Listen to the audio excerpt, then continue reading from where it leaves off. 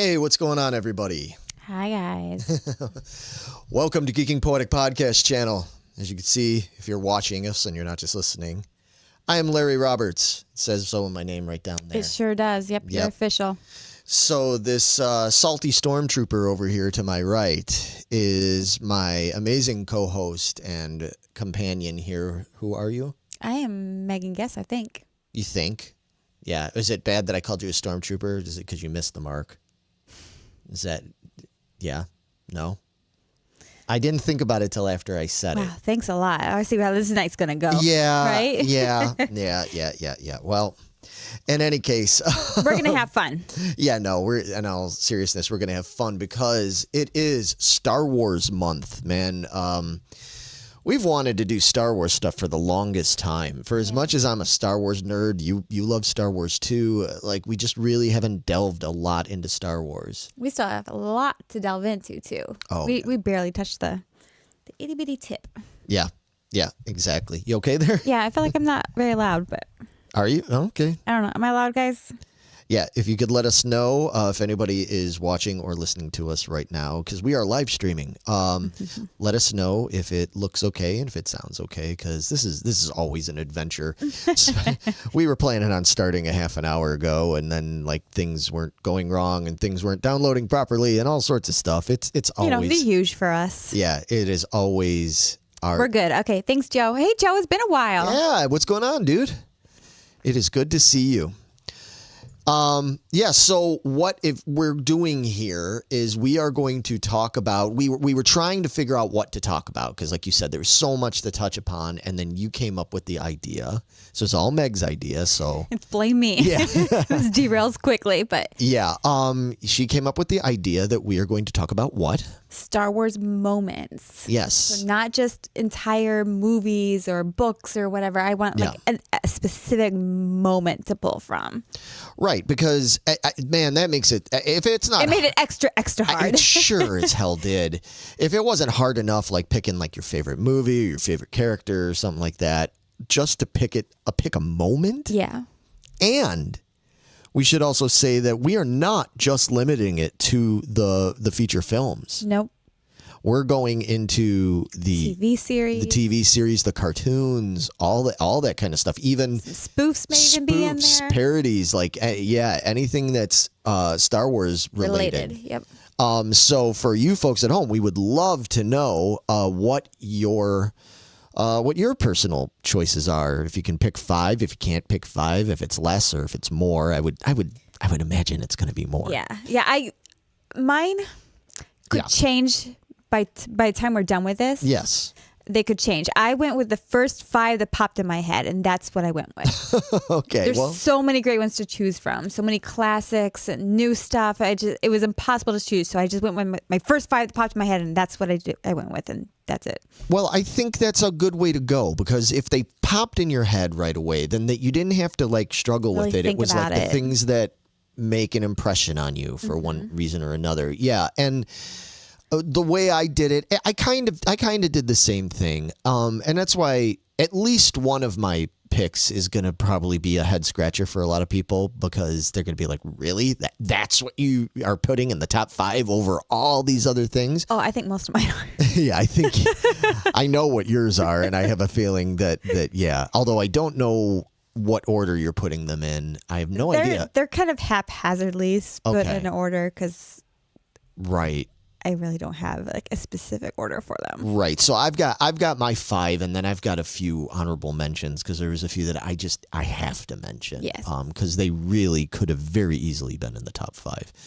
So yeah, I just kind of went with things that stick out in my head. You know, I'm not gonna say like they're the best moments. They're my favorites. You know, they're favorites for different reasons. Right. And like I said, one of them I picked. My number 5 is going to be one that I picked. It's probably the most oddball one, but everything else was so heavy. Like everything else is so, no spoilers, right? Everything else is just so dramatic. in one way or another. And I was like, I need something lighter. Like what's some of and Star Wars has some great lighter moments. Oh yes, that's what most of mine are, on the lighter side, because that's my sense of humor. You. Yeah, exactly. that's more you. And I had to pick one that just has stuck out in recent memory as being a favorite of mine. But yeah, so with that, we also want to let people know, as you can see if you're watching, there's only the two of us here. Yes, but we're not alone. Yeah, we aren't. We are not alone. We are not alone in this universe. We have beaming in from a galaxy far, far away via satellite, otherwise known as this cell phone. We have Matt is going to be our other host, is going to be phoning in and giving his top 5 because he really wanted to be a part of this, but there was a family emergency kind of thing that came up. So he's here. Yeah, he will be. He's here with us in spirit, and we've got video of him where he's going to offer up his, and I know he's going to be very eager to hear what you all think about it. Before we go, Joe says he's good, missed us. We miss you too, man. Yeah, we miss all you guys. We haven't done a top 5 in so long. Yeah, it feels good to be back. Yeah, it really does. Yeah, do we want to just dive into it? Because we got a lot to talk about. A lot of ground to cover. All right, so Meg, I'm going to have you do we're going to start with you. With what would be your top 5, your number 5? My number 5 is my oddball. And one you personally, knowing me, would never see coming. Okay. Knowing how much I hate this show. Oh, okay. Yeah. So it's Family Guy and the Star Wars spoof of it. And particular scene is when Chris, is the kid's name, goes in as a stormtrooper and goes to rescue his mom. Yeah. As Princess Leia, but it's Princess Lois. Yeah. Lois, there we go. See, I don't even know their names. I loathe this show. We're off to a great fucking I can't stand the show. Here. But he goes in there to rescue her, and she looks at him and she's like, "You're a little fat for a stormtrooper, aren't you?" He's like, "Well, stay here and rot, you stuck-up bitch." I lost it. That was the funniest goddamn thing I've ever heard in my life. So as much as I hate Star Wars, I was going to say, wait, what? Hate Family Guy? As I hate Family Guy, that Star Wars spoof is phenomenal. I laughed so hard at that, and that scene in particular really, really got to me. Yeah, that has stuck with me all these years. That whole episode, that whole spoof they did is amazing. I love when they did. Family Guy, there's plenty of Family Guy that makes me laugh. But there's a lot of it that's annoying and stupid, and it's been going on for so long. It's like, okay, enough already. But that is a favorite of mine. You know, if you're going to put on Family Guy, I hope it's the Star Wars one, because that one is just really funny. It didn't make it onto my list, but there's moments that I absolutely love.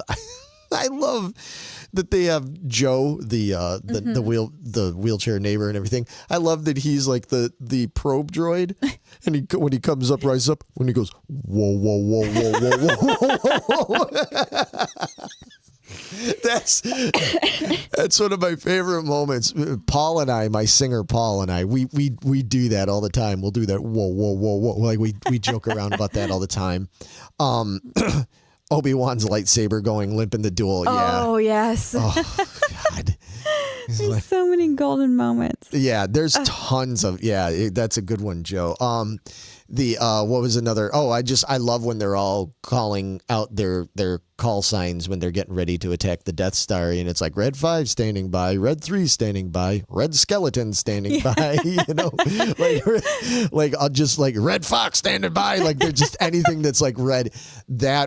That made me laugh out loud. Porkins in the the one who's an actual character, the fat, speaking again, the fat X-Wing pilot, and they drew him all fat, and they're like, well, how's Porkins doing? They show him, he's like hanging out the sides of the cockpit. He's like, I'm having a little trouble here. And he crashes. Amazing. That's just gold. Like they hit all the right notes with that one. They did it just right as a spoof. Yeah, I love that one. So that's so that's my one little oddball thrown out there, but it made me laugh, and that's what I go for every time. So yeah. I think so.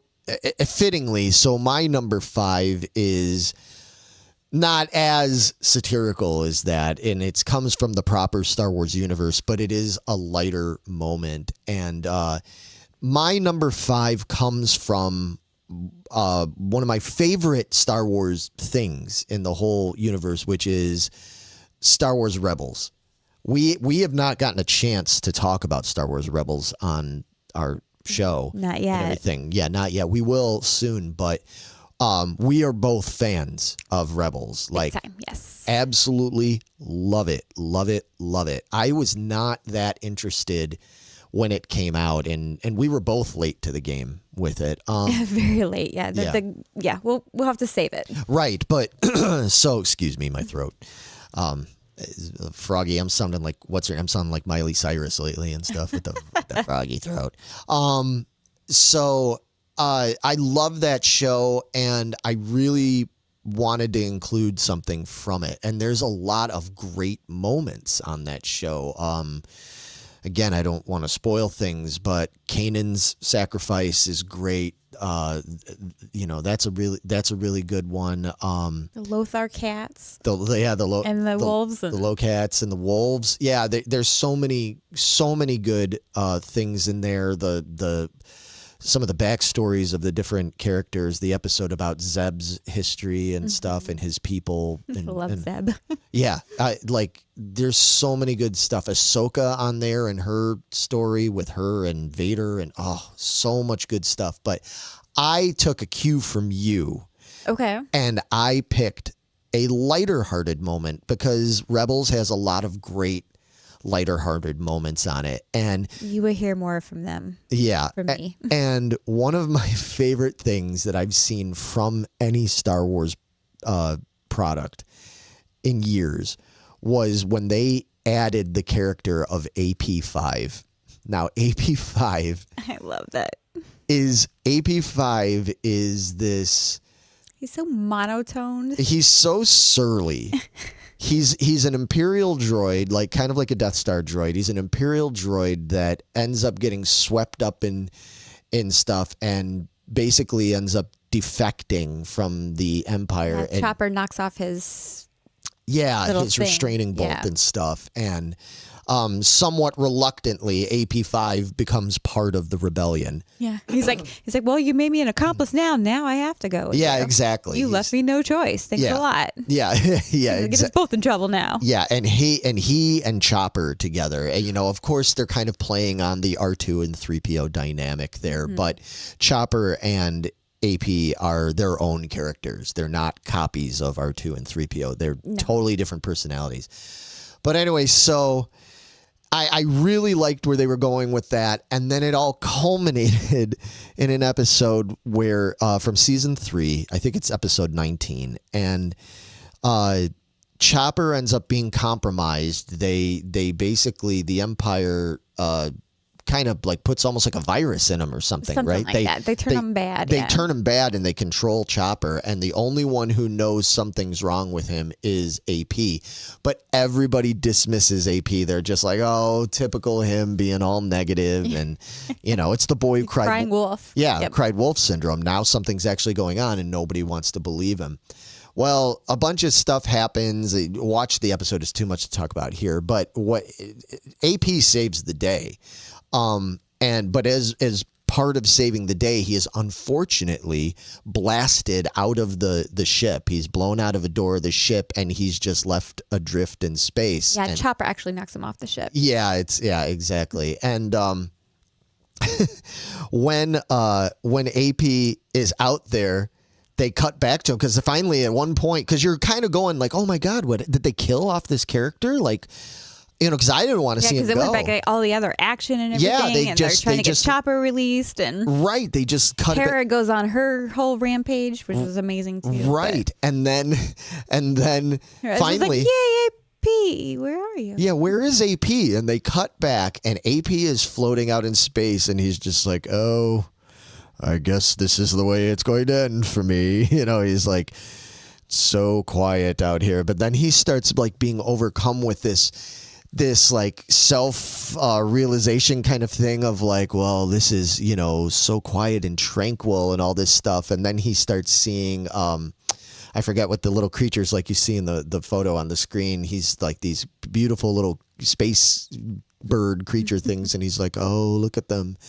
It's so beautiful and everything. And then he just bursts into song. And he's just adrift so in that monotone voice, and he's just like, I'm like he's singing, and you're just like, I'm watching this, and I'm laughing out loud as it's happening. I'm like, what the hell what is going on with this? But he's just like, yeah, he's just drifting to his end, you know, like he's just accepting his fate. But then all of a sudden he sees a light and he realizes that the ship is coming back for him. And he's like, oh, no, I was so happy. He was like, just leave me be. And the last scene is you just see him floating, this little guy floating in space. You see this giant ship just come and scoop him up. And you even, you even hear the clunk of him as he's being hitting the inside wall of the ship. Clunk. That is some of, in my opinion, that is some of the best Star Wars humor out of the entire canon. I could watch, I've gone back and I've rewatched just that scene multiple times. I haven't rewatched the whole episode, but I've rewatched that scene multiple times because it just makes me laugh so much. Yeah, I love it. So that's kind of my only really like lighthearted entry into my list. I'll leave the rest of that to you. Yeah, but we'll come back to them in a little bit. Are later. we? Okay, yeah, good. But I'm not done with them yet. But yeah, and again, just want to say we are going to talk about, especially with Ahsoka coming up, the live action series, which is essentially going to be a sequel to Rebels. It's going to be a live action sequel to Rebels. So with that, we are going to be talking a lot about Rebels. So if any of you are fans of Rebels, man, yeah, we're there for it, man. I love that show.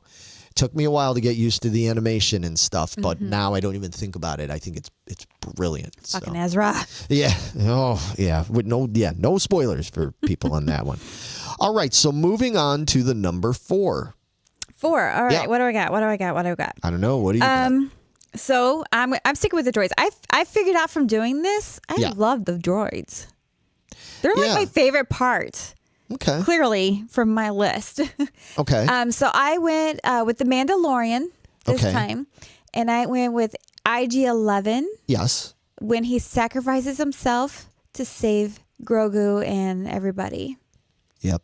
That was pretty epic. Yeah, and it gut wrenched me for him to sacrifice himself, because I loved him. He was so incredibly funny at just the right points.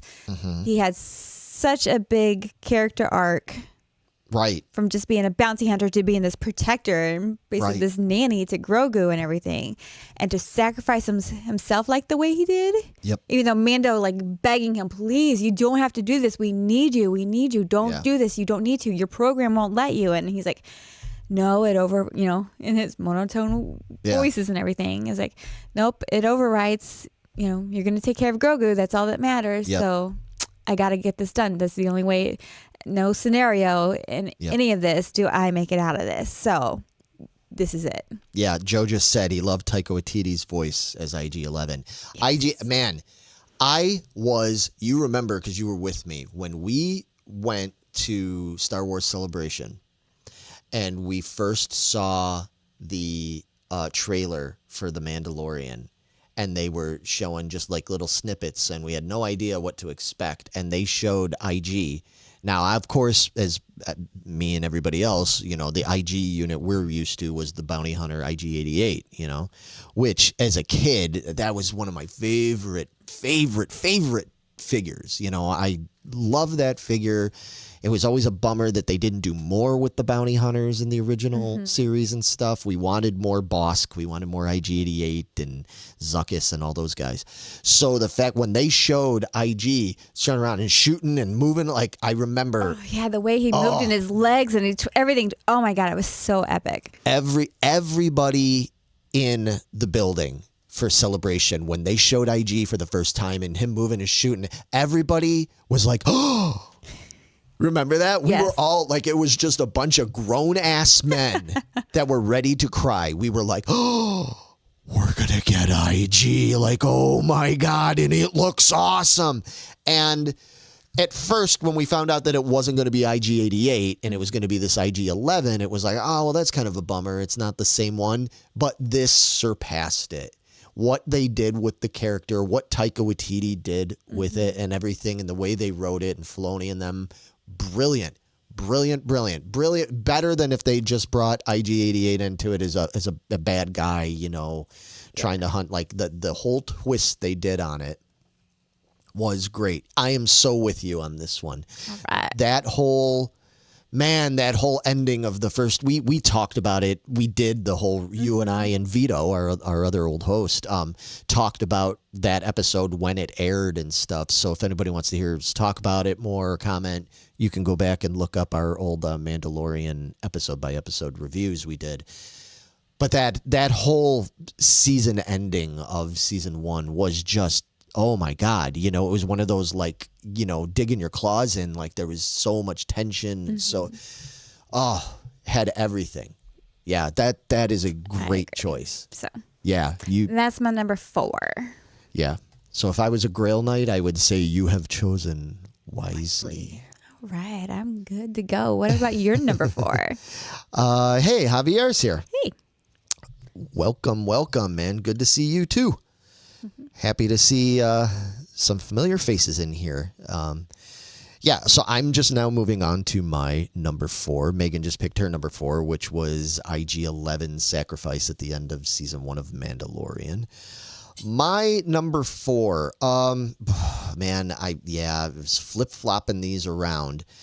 But you know what? I'm going to stay on theme here. Okay. Since you picked the end of season 1 of The Mandalorian, my number 4 top moment is the end of season 2 of The Mandalorian. And we all know what that was. That was the arrival of Luke Skywalker. Man, oh man. I was just talking a few minutes ago about grown men crying. Oh, dude. Oh, just thinking about it now is getting me all verklempt. You know, there's been a lot of debate in the past and now. There's been a lot of debate about how people feel about using CG and the way that we can now replace actors that either are just too old or aren't around anymore. And there was a lot of controversy about them doing that with Grand Moff Tarkin and with Princess Leia in Rogue One. Some people thought it was great. Some people were really against it. So to do what they did at the end of season 2 was really ballsy, because it could have really gone either way. It really, and especially to mess with, I mean, it's Luke Skywalker. He's the character. I mean, you could say, well, Obi-Wan and Darth Vader and Anakin and Yoda and all this other kind of stuff. Sure. But it's Luke Skywalker. It's like everything really revolves around him. It really kind of does. Yeah, it really kind of does, you know. And it's just such an iconic character that, and again, there's been controversy about what they did with some of these other characters. Not everybody likes what they did with Darth Vader. Not everybody likes what they did with Boba Fett. A lot of division on what they ended up doing with Boba Fett and stuff. So to go and say, okay, we're going to bring back Luke Skywalker. We're going to write new stuff for Luke Skywalker, which already we're a little gun shy about that because of what they did with Luke in The Last Jedi and everything. And, you know, to where even Mark Hamill himself wasn't like sold on the whole thing. Yeah. So let's not go there. Right. So the idea that they were going to bring Luke Skywalker back, and on top of it, it was going to have to be, how many years, 20 some odd years younger Luke, done with CG and all this other stuff. That is so risky, and that could have gone really badly. And I know some people still kind of criticized a little bit and said, well, it still looked kind of fakey or whatever. Yeah, it did from a technical standpoint, but wow, what a fucking scene. I mean, wow. Just the whole thing. Him, even before he showed his face, just him flying in with the X-Wing and fighting all those dark troopers and stuff. That whole scene down that hallway, that was incredible. Like just thinking about it, my hairs on my arm are standing up. Like, you're in trouble now. Yeah. It was so amazing, and I just, honest to God, I liked some of the prequels, and I liked some of the latter sequels. You know, there's stuff that they did that in all of those, in those 6 movies, there's stuff I think was great, absolutely great. But there had been nothing that gave me the goosebumps and the overall feeling that I had like that scene did. That scene. And I think that worked for a lot of us. I know a lot of people I talked to, especially people around my age, that said the same thing. They were like, you know, there's aspects of Mandalorian even that they're, Grogu gets a little silly. There's other things that are a little silly that some people don't like, but they're like, but that ending was so incredible. Anyway, I'm just going to keep saying the same thing over and over again, but I thought it was amazing. Now, Javier made a point. Sebastian Stan would have been a great villain, and I think there was like rumors about that as well. Do you think you would have felt the same way had they not CG'd Luke? I don't. Do Sebastian Stan instead? That's a tough call because I am a really big Sebastian Stan fan. I love Sebastian Stan. I think he's a great actor. I'm a huge, one of my favorite Marvel Cinematic Universe characters is Bucky, like Winter Soldier, Bucky, like absolutely top 5 favorite Marvel characters for me. So, I would welcome it. And, going forward, if they did more stuff and if they were able to, I'm open to it. If they were able to make it convincing, then yeah, I'm open to it. However, that being said, I don't have the issues with the CG and stuff that other people did. I know people are sitting there going, oh, you could tell in this. Look, man, like, come on, think about it. Can you imagine us 30 years ago, much less 40 years ago? Could you imagine us being able to do something like this? Like how mind-blowing it would be and how good it looks. I mean, I think it looks good. It's not perfect, but I thought it served its purpose. Mm-hmm. I really like it. Yeah. What does Joe say there? Could they have replaced Peter Cushing as Tarkin in Rogue One? I don't know. Again, I don't think I didn't have a problem with it. I know it looked fake, like Tarkin was I think Tarkin was far more flawed than what they ended up doing with Luke. They've definitely come a long way from where they were back in 2016 with it and everything. It was flawed, but it didn't take me out of the movie. And that's the main thing for me. As long as it doesn't take me out of the movie, I'm good with it. That was the problem I had with, say, on a opposite end, but bring up a Star Wars thing. Talk about, say something like Attack of the Clones. There's the scene when Obi-Wan Kenobi goes into the diner or whatever to talk to the guy that runs the diner, and there's that one alien. I can't think of what was his name. Somebody here probably remembers. It was like Jack or Deck or I forget, that big goofy alien in the sweaty T-shirt that that was supposed to be like Al's Diner kind of guy. I remember when I saw that and I looked at it and I was like, oh, what is this? Anchors Away? This felt like Frank Sinatra or Gene Kelly dancing with Tom and Jerry. Like it felt like a cartoon with human action. It didn't feel like they were in the same universe. It looked really phony to me. Like a Roger Rabbit thing? Yeah, exactly. And it took me out of it. That was just like not good CG. The Luke Skywalker thing and the Peter Cushing thing and the Princess Leia thing at the end of Rogue One, those, yeah, I could look at it and go, yeah, okay, they're not quite there yet. But it didn't take me out of the moment. The moment was not ruined by it.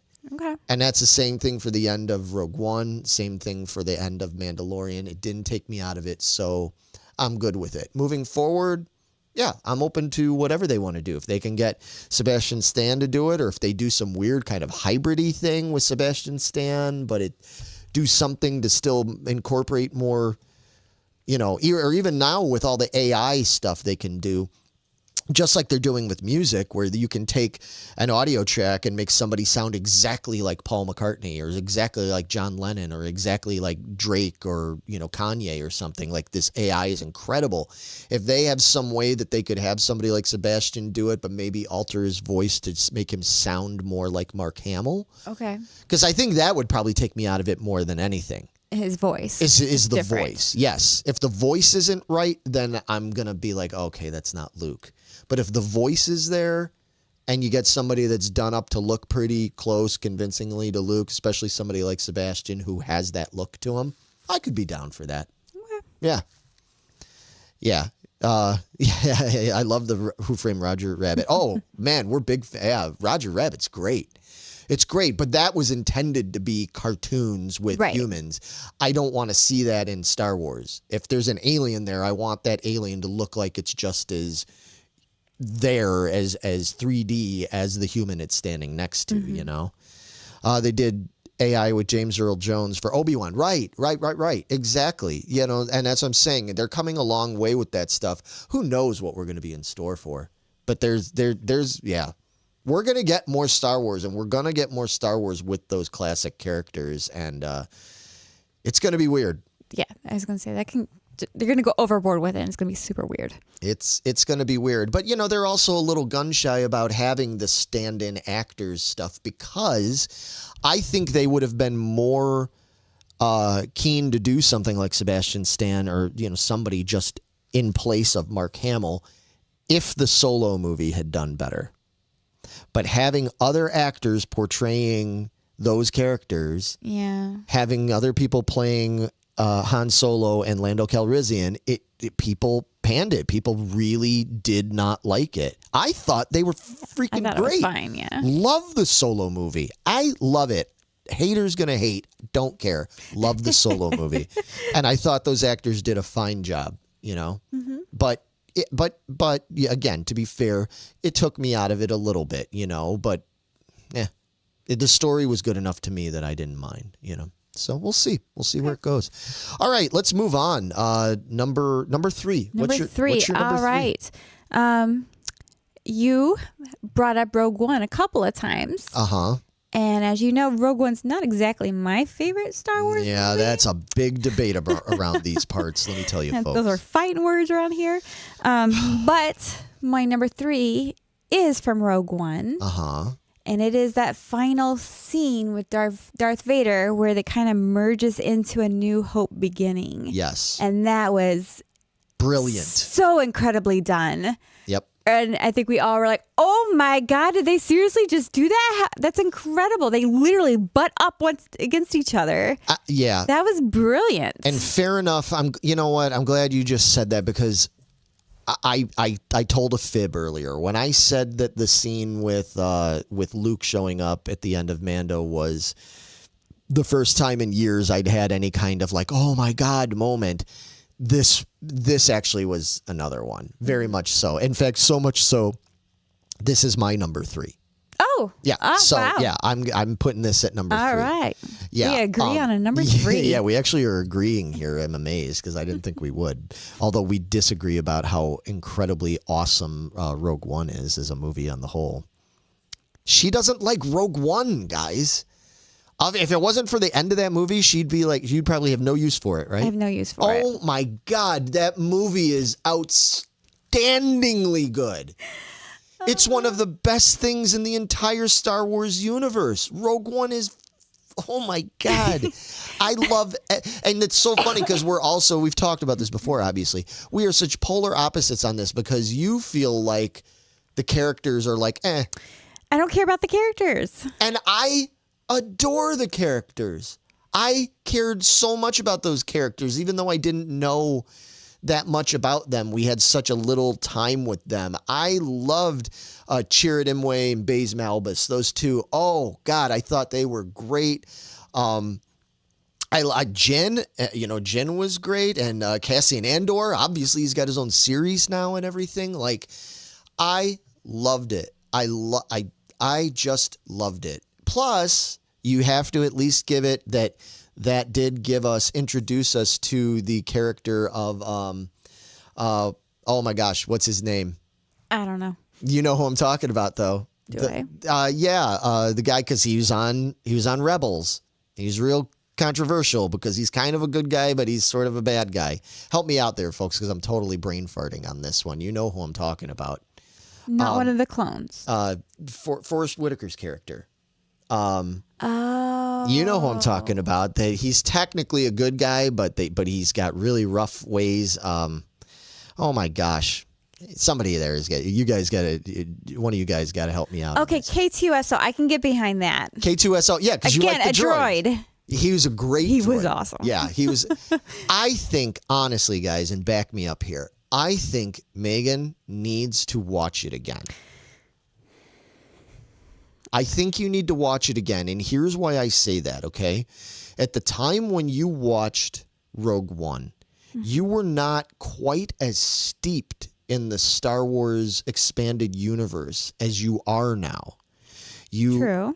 Yeah, you know more about it, especially from Rebels and all that stuff. You know so much more about it, and like I said, and the one character that what the hell is wrong with me that it's gonna come to me that I can't think of his name, but there's crossover there and everything, and just stuff that's happened since then. I have a feeling you will go back I'll appreciate it more and now. Watch it. You might still not feel as much of a connection to it and everything as some of the characters, but I think you'll be able to appreciate it a little bit more.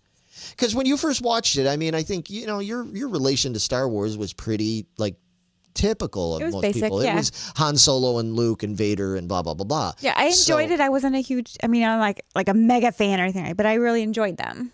And now you've become more of a fan as you've gotten more steeped in the lore with all these TV shows and stuff. Right. And so that's why I think now that you're used to that, you're used to the new characters, you're used to I think you need to go back and watch it again. I'll think about it. But anyway, so you guys are all ganging up in here. So. Saw Gerrera. That's Thank you. Thank you. Yes, Saw Gerrera. Yeah, so that's the character. Yeah, he was obviously he played a fairly important role there for a little bit in Rebels and everything.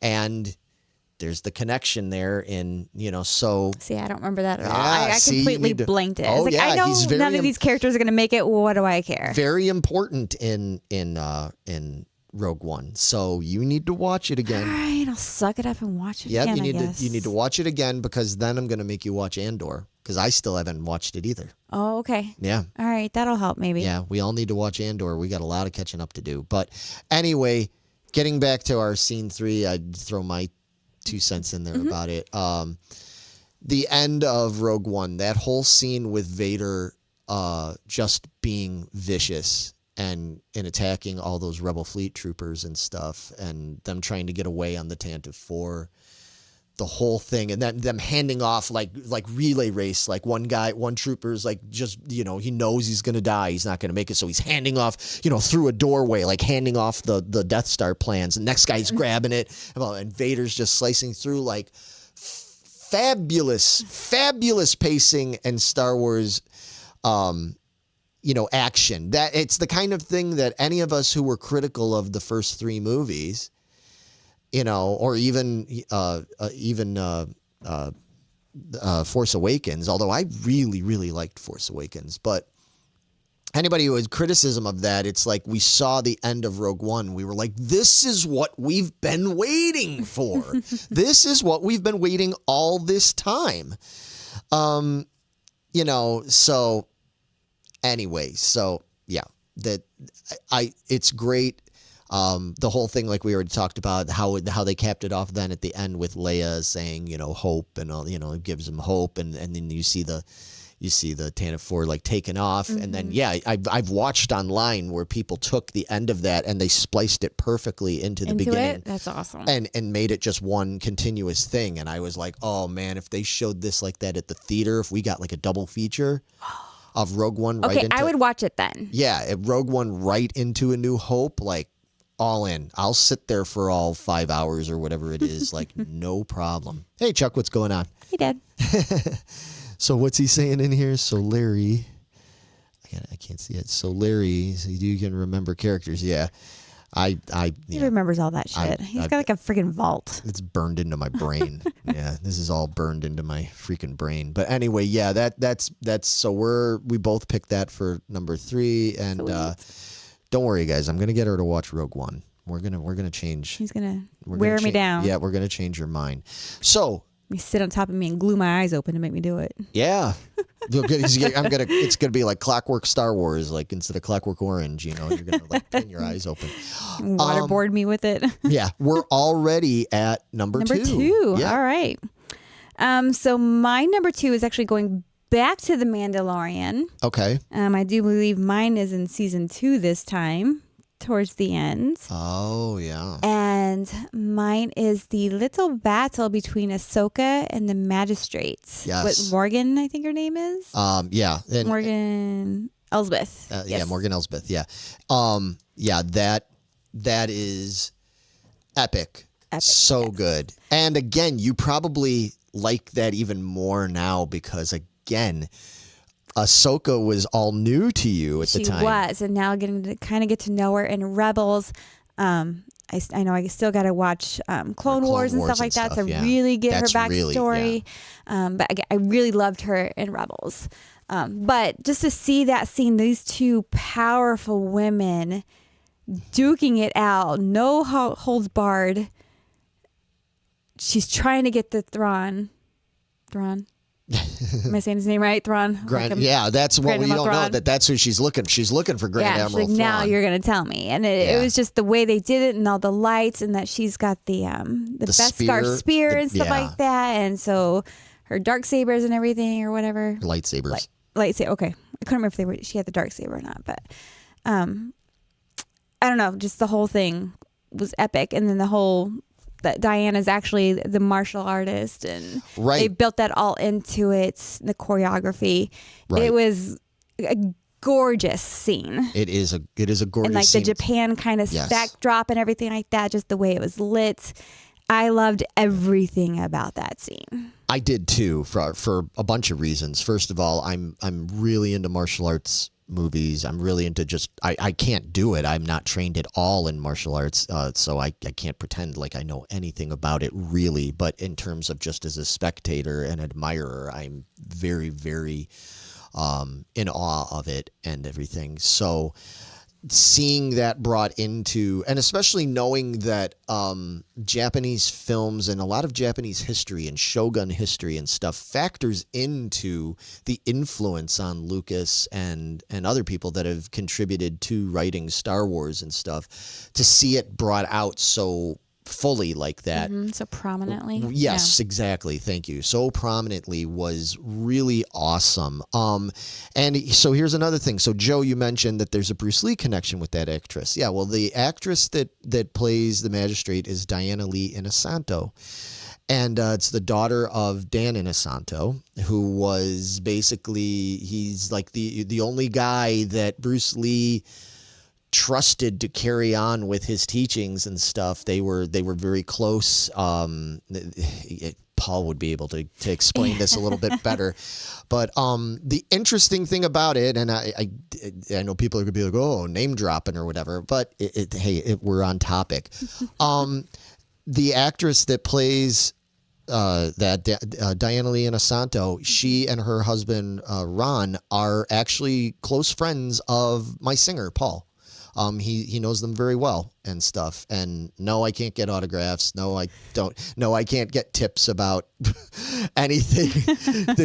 Ron and Diana don't tell. They can't do any. They don't share and tell. No, they don't tell anything. They don't. Paul didn't even know she was going to be on it until it aired. That's all like totally Disney has that all like under wraps, man. Like they can't. But they're still friends, and he still talks to them and goes out to dinner with them and stuff when they're in town or vice versa. Ron, her husband is an incredible martial artist, and he was Paul's sensei, because people probably don't know this, but my singer Paul and everything, he's very accomplished in martial arts. He'd have to tell you what all he could do, but he did martial arts for years, and Diana's husband was his master, was his teacher, and everything, and they've kept up over the years. So yeah, it's really exciting. I know Paul was very excited when he saw the Ahsoka trailer, and I was just gonna say, now it's out that she's gonna be in Ahsoka. So again, we're gonna get more of this. Oh, we are, but we don't.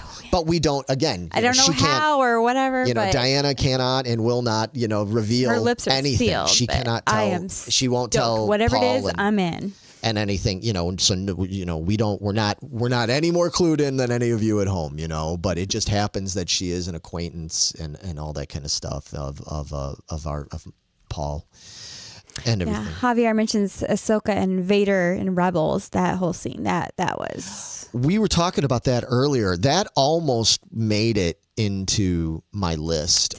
Yeah, I really strongly considered that because that was so great. I have a feeling we're going to do just a Rebels centric episode on the show. We have to, yeah, because there's a lot to talk about, and especially with Ahsoka coming and what it's Rebels all going to mean. 2.0. Right. We will definitely get into that, but Javier, that is a great observation there. That whole scene. Oh man. And then where it ends up at the end, coming back to Ahsoka and how Ezra factored into that. So cool. Such a cool I totally twist. forgot about that. Yeah. I was like, oh shit. Yeah. Like what? Yeah. That we kind of forgot that she. Yep. I don't want to spoil. I don't want to spoil things. All right. So let's move on to your number 2 then. But anyway, yeah. That's great. I'm glad Paul's going to be really excited that you picked that as your number 2 and everything, because obviously he is a fan of Diana.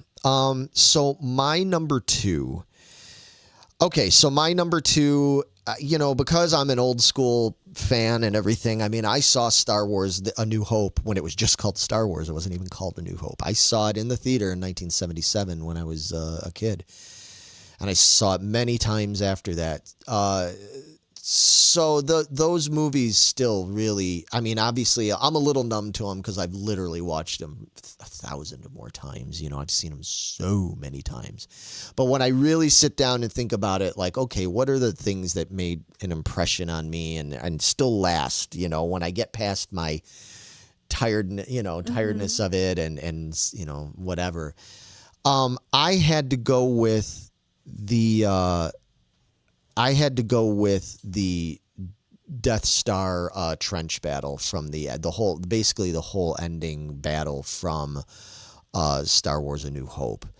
That's my number 2. Wow, again, only number 2. That one surprises me. Yeah, you would think that would be number 1. Yeah, I mean, it's so epic. It is epic, amazing. and I mean, and it's gosh, I mean. There are a few things more iconic than that especially when it comes to Star Wars, but in general. But it's one of those things that even though it was over, 45 years ago now, even though it was like almost 45 years ago, 44, whatever it is,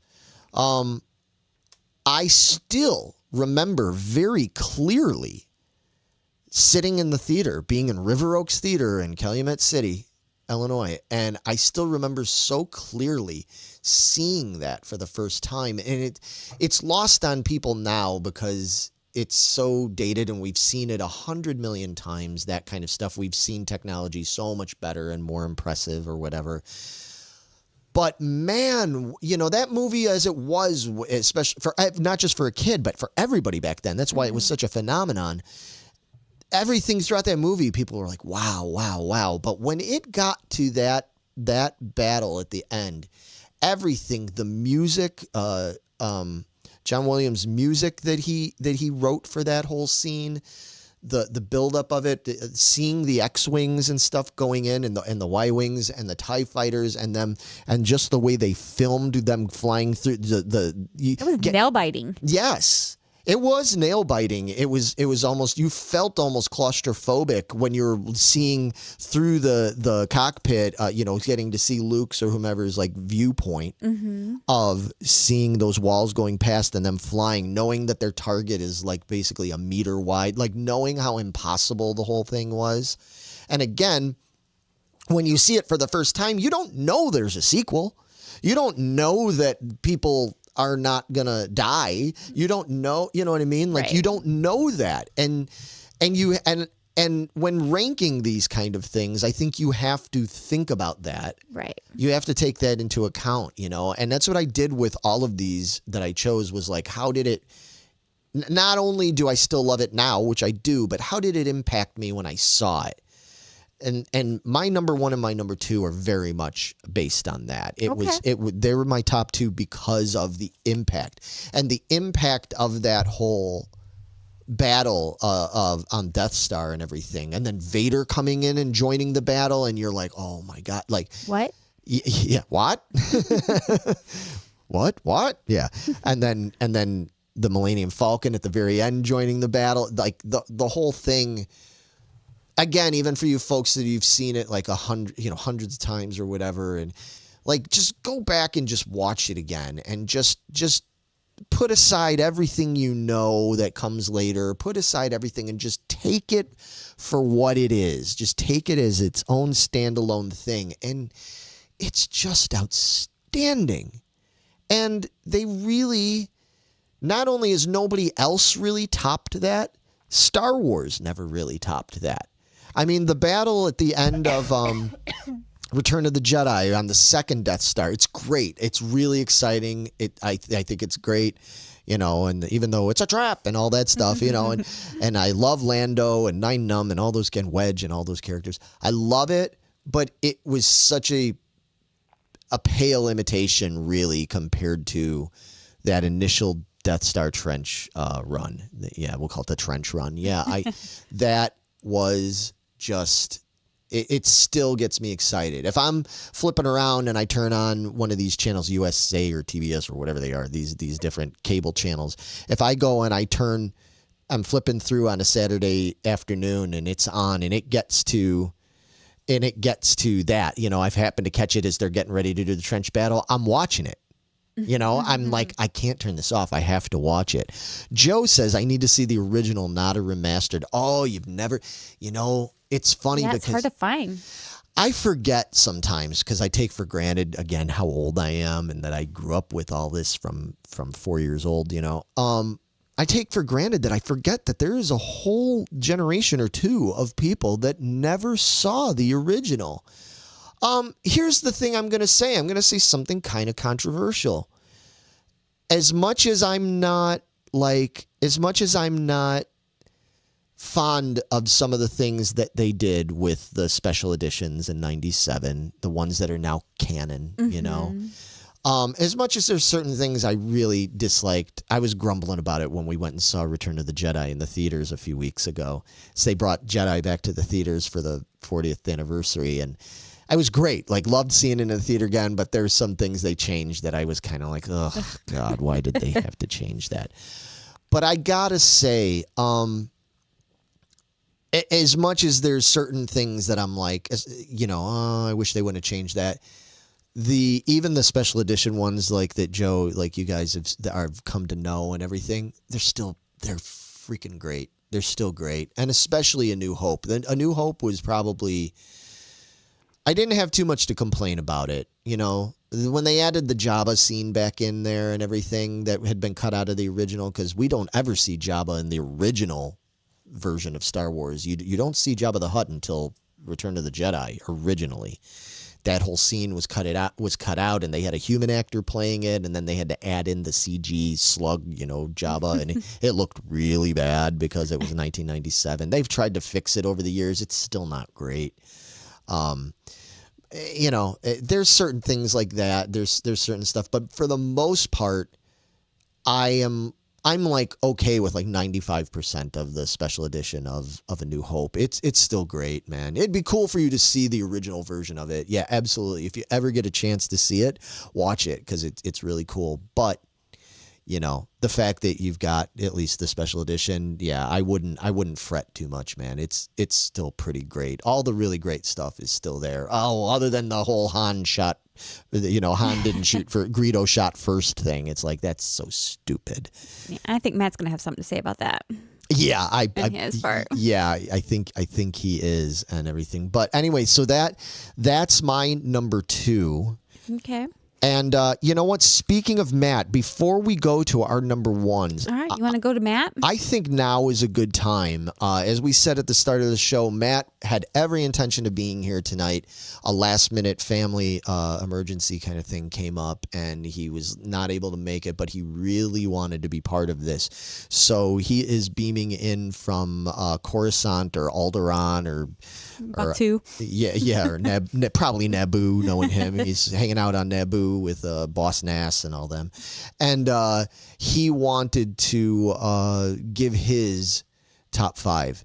And do me a favor in the chat, if you can't hear it or if it's too loud or anything and there's any problem, because we're beaming them in here, if there's a problem, let me know in the chat so that I can fix it. But without further ado, I think let's go to Matt. Ready for that? Ready. All right, here we go. Matt calling Orson. Come in, Orson. I'm going to throw a Mork from Work reference in there. Yep. Mork and Mindy. Why not? All right, here we go. Beaming over to Matt. All right. So, in lieu of being in the studio tonight, which I am really, really sorry that I can't be, I can't live comment on what the other two chuckleheads have decided that they think are the top 5 Star Wars moments. What I can tell you is that my list is pretty good. Why? Because it's mine. I don't know. It's all subjective, though, isn't it? I mean, the top 5 of what you think. I mean, this is Star Wars Galaxy, like everything. So when I jumped into this, honestly, I kind of stuck to the movies for the most part. And even then, Mando made one of my top 5. So how about this? Why don't I just get into it and tell you what I think are the top 5 best Star Wars moments for me personally. All right, number 5, Han Solo. Han Solo. He was just this badass. So for me, number 5 is Han shot first. In my mind, Han always shot first. I don't really care for the redo where he was shooting in self-defense. That wasn't Han. That wasn't who he was written to be. Like if you look at any of the movies, even when they were in Cloud City, at the one point where they open the door and Darth Vader is standing in the room, Han just starts shooting. He doesn't even ask questions. He shoots first. He asks questions later. So Han shot first. My top number 1 moment, because it just established that's who he was from the character from the get-go. Absolutely loved it. All right. Number 4. Another Han Solo moment, and it was one of those that just made me chuckle incredibly. I love when he and Luke are looking for Leia on the Death Star, and they're in the control room, and the stormtroopers ask, is everything okay up there? And Han Solo is, yeah, everything's fine. We're all fine here. How are you? It was just that moment of Han Solo doesn't really know how to improvise sometimes. Like, he can get into it and he can scrap, but there was just something about that particular moment that just made me crack up. All right. Number 3. This is where I kind of venture from the movies a little bit. For me, my number 3 top Star Wars moment of all time was the season 2 finale of The Mandalorian. He is stuck on the ship. He's got Grogu with him. He is pretty much done for. You've got these death troopers who are trying to break down the door. There's no way that he can really get out of it. And all of a sudden you see one lone X-Wing fighter fly in. And at first I was like, what kind of backup is that? Like, one X-Wing, that's all you get? And I was like, oh, there's only one X-Wing. It's got to be Luke. And the payoff at the end of that episode was just fantastic. Absolutely so well done. I didn't expect it. I hoped for it. And like I said, when I realized it was that single X-Wing, I was like, oh, and it paid off. It was awesome. My number 2 favorite Star Wars moment of all time is right before Han goes into the carbonite. And Princess Leia walks up and he says, I love you. Or she says, I love you. And he said, I know. And it was great for several reasons. Number 1, he was supposed to say, I love you back. And Harrison Ford said, no, that's not who Han is. He would just say, I know. So he made it his own, took it, and ran with it. Absolutely love it. My wife and I quote it absolutely all the time. We have matching shirts that have I love you and I know from T-Turtle, of all places. So that moment of just kind of Han showing who he is fantastic. So I guess 3 out of my top 5 moments are Han Solo. He's my guy. So I can't complain about that. That was a cool realization to know that I loved Han as much as I do. But dang, do I. All right, my number one Star Wars moment. The gold bikini. You can't top that. I don't care about sword fighting. I don't care about giant space slugs. I don't care about Imperial troopers. No, that gold bikini. That gold bikini. I mean, don't tell anybody this, but my wife actually has one that she wore in college. She'll put it on sometimes, and it's everything it should be. So, because of that, it shaped a lot of the stuff that I like. So number one, hands down, gold bikini Princess Leia. All right, my 5 minutes is up. I'm going to hand it back over to the 2 chuckleheads and decide what we're going to be doing next. But make sure, I don't know, I'm not really sure how to end this. So I'm going to go. All right, I'll talk to you guys later. Bye. Bye, Matt. Boy, oh boy. Gold I should have bikini. saw that coming. Yep. Yeah, knowing him, I should have figured that was going to be, obviously, for those that don't know, I'm sure you know, he's talking about Princess Leia and the slave outfit and stuff, you know. You're not supposed to refer to it as a slave outfit, you know, but that's what she was. At the time, yeah. At the time, that's what she was. Hey, man, she brought down the best part of it. To me, the best part of that whole scene is when she chokes the shit out of Jabba the Hutt and makes him pay for that. And I think that's the best part because, man, I hate Jabba the Hutt. So I think we all hate Jabba the Hutt. Jabba the Hutt's so stupid. So stupid. Even the concept of Jabba the Hutt, you know, a lot of it too. I'm like, this guy, it's not like he can move fast. It's like, why is he so terrifying? Why is everybody so scared of him? Right, exactly. Well, he's got power. Money and power. Yeah, I guess so. And everything. Yeah, and you get the idea. He's got the Rancor in the basement. And shit. Well, that's true too. Yeah, you try to get close to him, and he's going to drop you in the basement there, you know. But yeah, we kind of find out on Book of Boba Fett that the Hutt family is like, very powerful. Yeah, you know. So fair enough, I guess. But anyway, yeah. All right. So that was cool. So that was his number one. Well, then that leaves me and you and I. It is our number one time. Yes. So all right. 'Tis we. So my number one, I promised we would be coming back to Chopper in AP5. So that is my number one. I absolutely adore Chopper. 2 pieces. You would. This guy, because he's a little smart ass. He is savage. Somebody else I know. Savage little shit. Shush. He electrocutes people. He bitch slaps them over and over again. He pushes them off cliffs and stuff like that. Yep. He blows up their ships. I mean, this dude does it all. And he talks back. He's got sass. I love this. He's like the bad Santa version of R2-D2. Yes. Yes. And I am here for it. And then kind of like you earlier with him and with AP5 and just their bickering that goes back and forth. Yeah. Yeah. That is great. Yeah. Particularly when they're in the shuttle with Wedge. Yeah. On the way to be Imperial spies. Right. The 2 of them go back and forth. And it reminds me of our spoofs we did with me and Vito. Right. And oh, yeah, that's a good point. He's like, I'm better than you. He's like, no, you're not. He's like, yes, I am. No, you're not. Yes, I am. And Wedge is like, oh my God. No wonder I got stuck with this. Being the third wheel, yeah. And then it's like, it goes all the way and then you like cuts to something else, like comes back and you hear it in the background. No, I'm not. Yes, you are. No, I'm not. And Wedge is like, shut up. That's so your We're humor. here. We need to like play it cool. And then Wedge is like, okay, I'm here I got the transport. I got some Imperial droids and stuff like that. And afterwards, AP goes, that was terrible. I would not let you in. That totally was not believable. But yeah, the bickering these two go back and forth. And then Chopper as a whole just cracks me the fuck up. I love that little dude, and I cannot wait to see him in Ahsoka and get more of him. So are you going to, because I always have to bring it back to toys, are you going to see about trying to get that new Chopper toy that does all the stuff? Does all the stuff. Oh my God, I'm in. I want him. Yeah. I want him so bad. They just premiered him at Celebration last month or whatever. All sorts of cool stuff. That thing is really cool. Can I electrocute people with it? And stab you guys when you irritate me? Great. That's just what I need. That'd be awesome. Just what I need. I don't have enough problems with you trying to brutalize me half the time.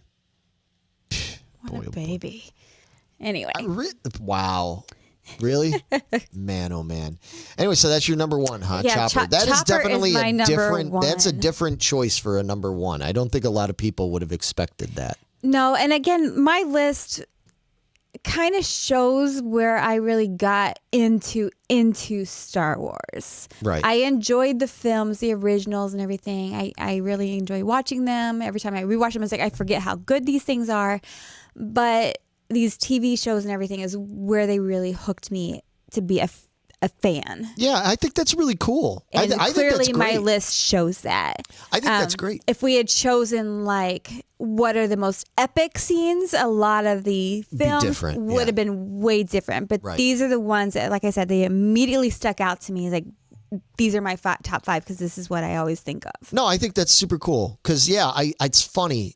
Thinking about it now, each of our top fives are so different and so much more indicative of our personalities. Because yours leans more towards that. You love the droids. You love sort of like the goofy, the silly, sort of the sillier, lighthearted things and stuff like that. And you know, even though you got a couple of epic things in there, but generally you like that, or like the more heartfelt moments like IG-11, you know, and all that kind of stuff.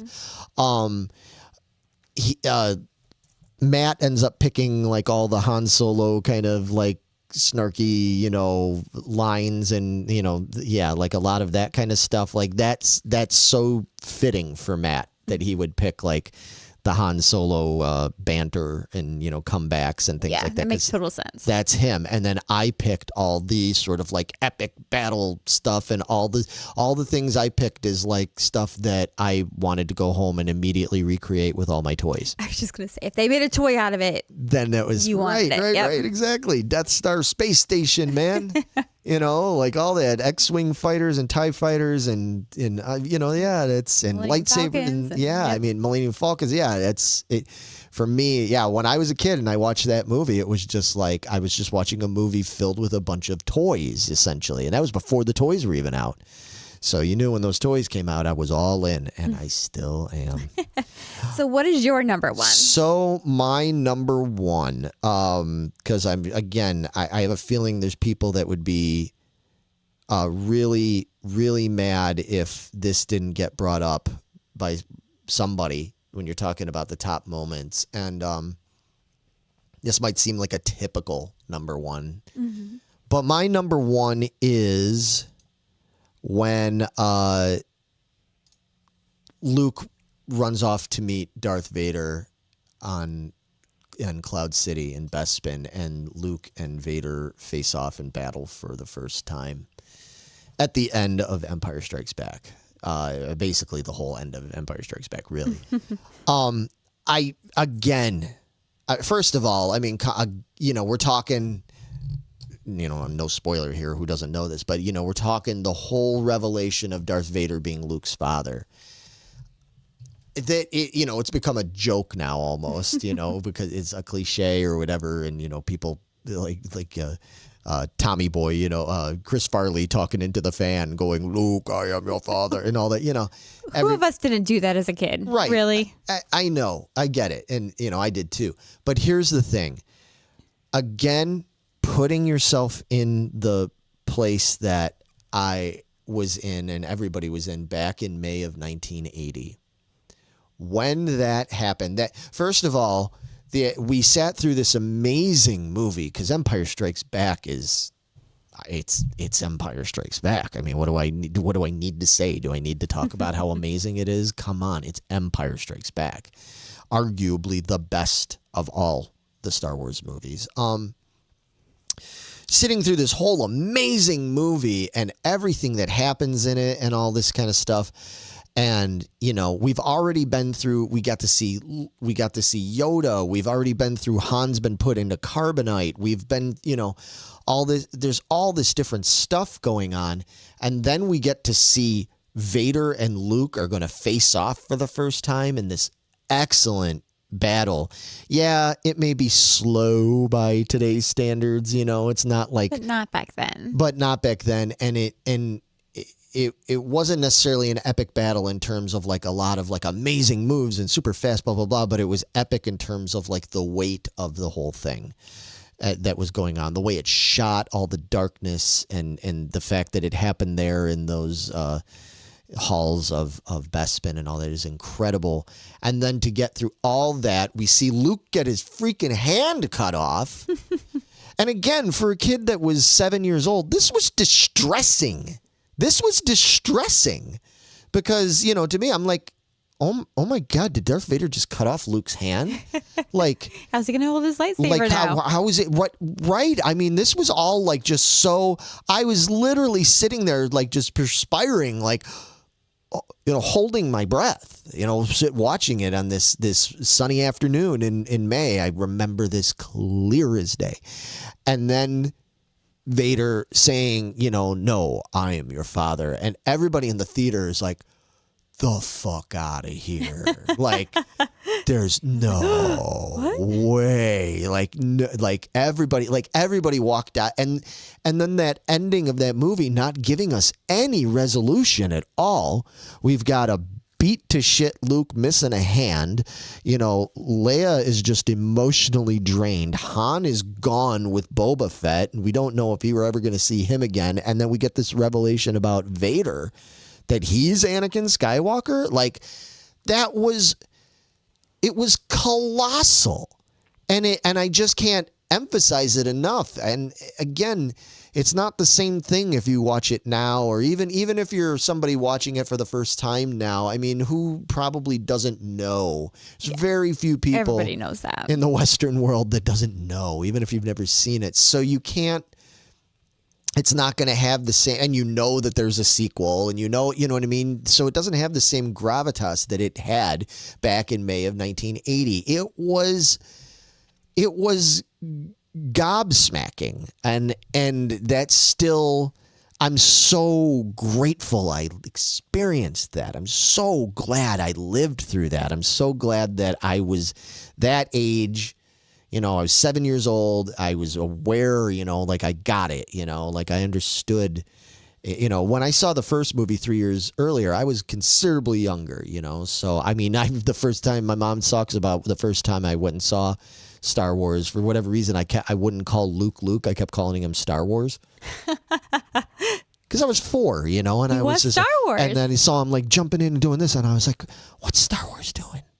I was whispering to her, "What's Star Wars doing now?" And she's like, "It's okay, just watch a movie." Yeah, I would call him Star Wars. 3 years later, big difference. By that point, I'm 7, and I'm pretty aware, and I'm firmly steeped in everything at that point.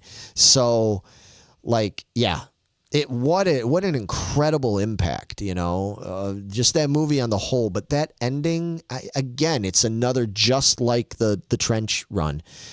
They never matched that. They tried. Mm-hmm. They tried with other things they did, other revelations that came in the next movie, and then later on things they tried to do with, like, in Force Awakens and killing Han Solo and other stuff that I'm going to talk about yet.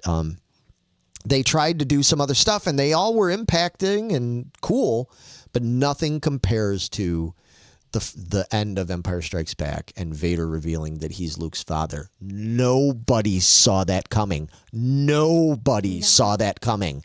It's hard to believe now because everybody knows. They're like, oh, well, yeah. No, nobody saw it coming. Talk to anybody my age or older that saw it back then and can remember. Nobody saw it coming. Everybody walked out of that movie just completely like, what the fuck, that just happened? You know, we expected it to have this big, amazing ending like Star Wars, like A New Hope did, it up and everything. And, you know, that maybe Luke would defeat Vader or something, you know, and it's like, and not, you know, he to have his ass handed to him and to get that information about being his father and all that stuff. Nobody saw that coming. In fact, at the time, it's funny because everybody retrospectively now talks about how Empire's the best movie and they love it. I just recently watched an old news report, because this is what I do. I watch YouTube all day long, you know. I watched an old news report that somebody had of where they were filming and interviewing people as they left Empire Strikes Back when it premiered back in 1980. And they were interviewing people in the crowd. And most of the people said they liked it. But there was a lot of people that were like, I'm really disappointed. Like, blah, blah, blah. Oh, wow. How could they do that to us? How could they? And like, man, it left so many questions. And it's really frustrating. And that's not the ending that I was hoping for. And all this. Like, now. Interesting. Yeah. Now people are like, oh, it's brilliant. It's a piece of art, you know, and all this kind of stuff. At the time, people were really... like, they didn't know how to feel about it, you know? And there, again, you had to wait back then, and you had to wait 3 years. And there wasn't a bunch of, like, internet leaks, you know? There was no internet, you know? There wasn't a bunch of stuff to, like, let you know. I mean, man, it was a tough time. As much as people were anxious for Empire to come out after Star Wars, that was one thing, but... that 3-year gap between Empire and Jedi, oh my God, guys, it felt like an eternity. It was an eternity. It just felt so long. And it was just so interesting because, like I said, the first one came out, I was 4. The second one came out, I was 7. The third one came out, I was 10. So now I'm in double digits. And I was just so different, you know what I mean? Like it's such different mentality and part of life and everything. I was still a little kid, essentially, but just different viewpoints at each one of them. It's really interesting. And it affects a lot of how I feel about those movies, you know, because of the age I was at. So anyway, that's why it's my number one. It deserves. It had to be. I mean, there's no other scene in the entire Star Wars canon that is impactful as that. Because also that, when you think about it, the revelation that he's Anakin Skywalker and everything, that dictates the entire rest of the story. Mm-hmm. Because now we've got the beginning of the prequels, and now we've got where things go after that, and every, you know, it dictates everything. So that's why it's number one to me. Yeah. Do you have choice. Yeah. Do you have some honorable mentions? I just had one silly one that I thought of that was batting back and forth. It was one from the very recent Mandalorian season. Okay. And another one that just made me chuckle. We're going to go back to IG-11. Okay. And Mando's just like, I gotta get him back. He's the only one I ever trusted, and I didn't want him to go in the first place. Right. And they're like, nope, can't be done. And so they basically make a shell out of him. Out of IG-11? Out of IG-11. And they put Grogu in there. So he can kind of like talk. He's like, it. Yes, yes, yes, yes. And Mando's like, no, this isn't going to work. Nope, get out. No, we're done with this. So that just made me chuckle because that was a very parent move of him for that whole thing. Yeah, who thought it was a good idea to not only give Grogu a giant, like, battle droid to be inside and everything, this bounty hunter droid that he could steer and wreak havoc with, but to also give him yes and no functions. Capability. Yeah, to be able to say yes, no, yes, no, no, no, no, yes, no. Yeah, yeah, but Mando's reaction to it made me chuckle. So that's a good one. That's pretty funny. Yeah, that's a good one. We've got people bringing up. Joe brings up one moment I can think of: Darth Vader's first appearance in New Hope. Oh yeah, oh yeah. Mm-hmm. When he's choking that Rebel fleet trooper, you know. Oh yeah. Where are those transmissions you intercepted? Where are all the plans? We intercepted no transmissions. Yeah, there's so many good moments. Yeah, we just had to kind of tailor them to ourselves. We're a consular ship on a diplomatic mission. If this is a consular ship, where's the ambassador? I know every line. Oh boy, we're gonna get a whole. Commander, tear this ship apart until you found those plans. I'm not even down. Stop. I was waiting for more. Bring me the ambassadors. I want them alive. Yeah. Anyway, so yeah. Good. Relive the whole movie No, right well, here. it's Joe's fault. He brought it up. It's It's a great freaking scene. Okay, so I had to. Yeah. No. Yeah. I'd love it if you guys got other scenes. Bring them up, man. You know, because we're at our honorable mentions. So I'd love to know the stuff that really like impacted you. Like, what's the standout scenes in your head of Star Wars? And again, it could be the cartoons, it could be movies, any of those. So. Let us know. See, Joe's laughing. Yeah. Let me think. So, yeah, I don't have any real particular order to mine. The one that I have to bring up, because it was just a favorite, especially when I was a kid. Oh, such a favorite, and another one that was just made such an impact. And it was another one of those things that I know for me and for a lot of people back then when we first saw Star Wars, that made us realize we were really dealing with something different, was when Ben and Luke and the droids go to Mos Eisley Spaceport to, never find a more wretched hive of scum and villainy. And they go into the cantina, the whole cantina thing. I mean, it's still legendary, the cantina thing and the cantina aliens and all that stuff. That was the scene that for a lot of people, again, because I'm relating where people were at back in 1977 and all that. When they did that scene, it's interesting. It's been a problem that a lot of Star Wars fans, older Star Wars fans, have with Lucas, because when Lucas did the special editions, he changed some stuff in the whole cantina scene and got rid of some of the creatures he didn't think were up to snuff, and he recut it, and then the Han shot first thing and all that stuff. So many of us felt affronted by that, because it's fine for Lucas to say, well, I never thought it was quite up to snuff. It's like, dude, do you have any idea how impactful that scene was? We didn't look at those creatures and think any of those creatures looked goofy. We didn't look at any of that. We didn't question Han shooting first. We didn't question any of that. Like, it was mind-blowing at the time. There'd never been a movie scene like that before. There had been aliens and creatures and things in movies for years by that point, but never like that. Never to that degree, not so many of them, not that kind of level of sophistication with the special effects, and never them hanging out in such an alien meets human environment like that. It was the cantina scene. People were blown away at that scene. They were blown away at that. That's why they made figures of Hammerhead and Walrus Man and Greedo and Snaggletooth and all these characters that, they didn't even have lines. Well, Greedo did, but the rest of them didn't. Well, Walrus Man made a bunch of noise till he got his arm cut off. But, the point is that, it had such an impact. That whole cantina scene was great. Joe, you got a split? Hey, man, thank you for stopping in. See you next time. Yeah, appreciate all your input and stuff. That was such an important scene, and it still is. Even the music, the Cantina Band. Who doesn't know the Cantina music? Everybody knows that,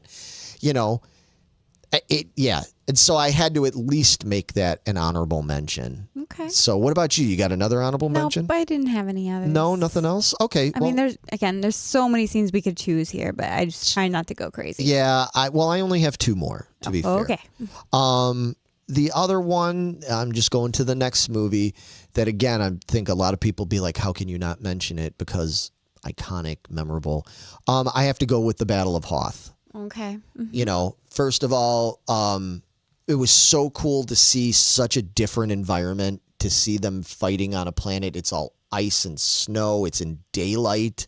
All that. It was so opposite. It didn't look like anything we saw in the first Star Wars movie, you know? And to see it like that, and the special effects just in those couple of years had really ramped up, you know? I mean, as great as like the Death Star trench run looks and stuff, the special effects that they did for the Hoth battle was so much better. We get introduced to AT-ATs, or AT-ATs, all-terrain armored transports. We get to see them. We even get to see the AT-STs in the background. We get snow speeders, which are, for the record, my favorite Star Wars vehicle is the snow speeder. Even more than Millennium Falcon. Yep, I love the snow speeder. Troop Transport's real close, man. It's real close, but Troop Transport only just kind of falls a little behind because it really wasn't in the original movies. They brought it in later. Yes. They retroactively brought it in and everything. But the snow speeder, I love the snow speeders. I love that whole battle. Luke and Dak in there, and Dak dies, which is a bummer, and then Luke has to get out, and he almost gets crushed by the AT-AT, and then he used the grappling hook, and he goes up with his lightsaber, and I mean, come on. It's so great, and it's awesome because it's not just like the rebels are kicking ass. The rebels are getting their asses handed to them. Darth Vader and those awesome fucking snowtroopers coming into the rebel base, Imperial troops have entered the rebel base. They're saying, you hear that, and you see Darth walking through the ice halls and all that stuff, like, and you know that like Han is got Leia and everything, and they're just barely ahead of them, like trying to hightail it out of there to the Falcon that is not working properly, of course, and all this stuff, and there is so much tension. It's just such a great scene. I mean, if the whole movie had just consisted of like the beginning up of that with the Wampa and all that stuff, and then the battle on Hoth, if it had just gotten that, you would have been like, we were gobsmacked by that. But then, that's just the beginning of that movie. It's like, whew. But anyway, yeah, I even just seeing the artwork, like you see there, cool picture. I see that, and it's like, it just instantly takes me back. I remember going out and buying the first issues of Starlog and Fantastic Films that had Empire. It wasn't their first issues, but the first ones that featured Empire Strikes Back photos, like when it was just coming out. So I was getting anything I could to give me any hint of what I was going to see. And I remember getting an issue of Fantastic Films that had pretty much that shot on the cover, and just being like, oh my God, look at that. What is that dog looking thing? So anyway, I had to bring up Hoth because it's probably, and when it comes to like the toys and stuff, the Hoth toys are probably my favorite. I mean, again, AT-ATs, snow speeders, Imperial attack base, turret and probot playset, Wampas, all of that. And then let me think. So just so people don't think, because obviously we've been very sort of like episode 4, 5, and 6 on centric, and talk about Rogue One and talk about Rebels and all that stuff. But I haven't mentioned anything from the prequels. Right. I don't hate the prequels. There's a lot of things about the prequels that I kind of hate, but I don't hate them outright. I think there's a lot of good stuff in the prequels, and I tell anybody, my favorite character is pretty much Ewan McGregor as Obi-Wan Kenobi. Alec Guinness is Obi-Wan Kenobi. I just love Obi-Wan Kenobi. That's my favorite Star Wars character.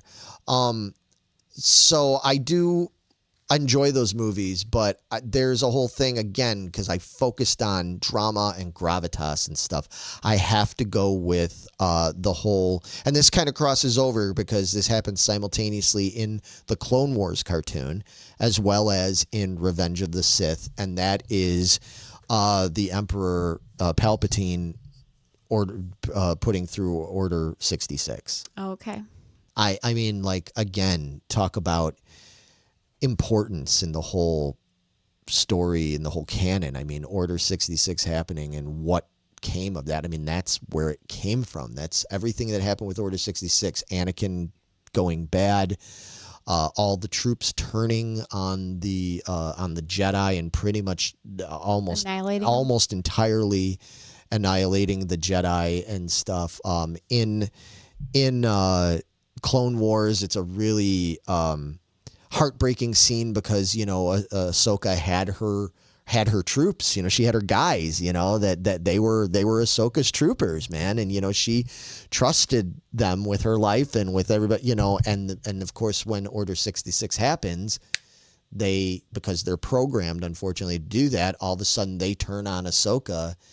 And, you know, and the fact that at the same time that they're turning on her, she also can, you know, feel through the Force and everything that something really bad just happened because it's her master, Anakin, has turned to the dark side. Like the whole gravity of what Order 66 meant to not just to everybody and to Obi-Wan and stuff, but to Ahsoka, man. Like what that did.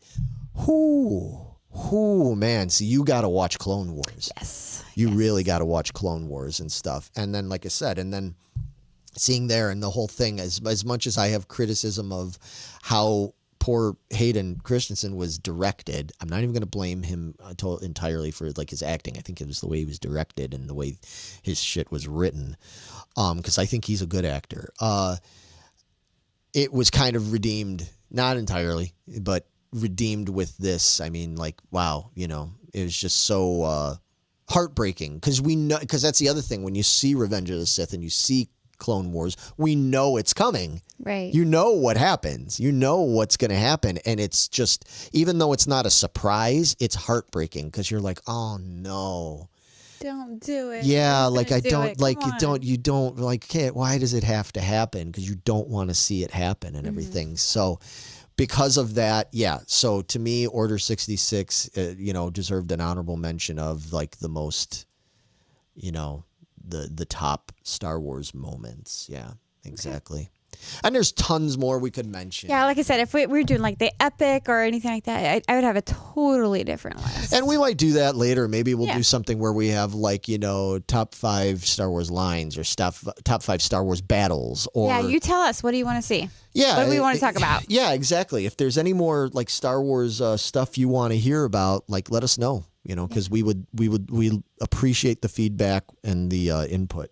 Yeah, I like that Star Wars lines. We might be doing that one. Yeah, that's a good one. That's a good one. I like that. Yeah. So, all right, man. This has been fun. Yep. We will not be here next week because this one's out of town. Yeah. Yep. November's Doom is going to be playing Milwaukee Metal Fest next weekend, and then in the night before, I've got an out of town gig with the cover band and stuff. So he's going to be busy all week. This whole summer, I am busy. I've got even more so than usual. I got a lot going on this summer, so we'll try to be back. Hopefully the week after. Yeah, we'll see. I hope so. I don't want to make any promises. Yeah, we're going to do our best. We did. I do want to bring up real quick for anybody if anybody's still watching or listening, I just appeared on an episode of my buddy Jason's Toy Focus thing where he on a channel called Cracktastic Plastic. I'll add links and stuff to it later. It'll be also in the Geeking Squad, our group on Facebook.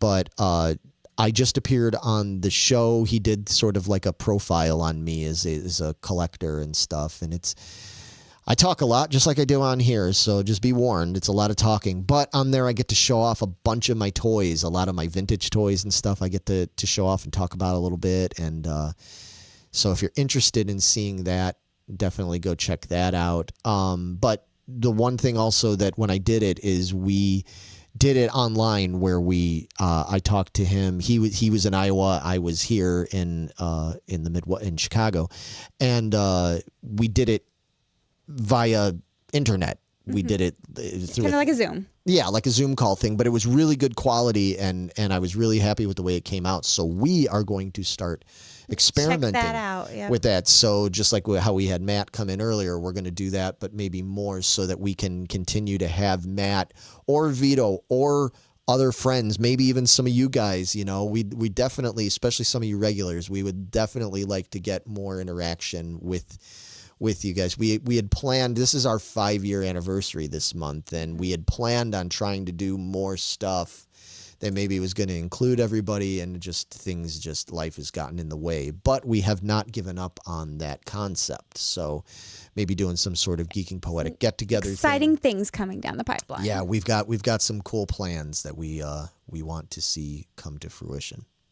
So anyway, with that, thanks. If you haven't already, make sure you subscribe. Make sure you like this video and check out the other ones, and join us in the Geeking Squad group. Remember, no jerks, no religion, no politics, none of that grown-up stuff. Nonsense. We just want to talk about. We want to talk geeky stuff, and that's it. That's it. So come join us. Be cool. Have fun. All right, and with that, I think we will say adieu. Sayonara. Signing off for now. And we'll see you soon. All right. Bye, everybody. Bye, guys.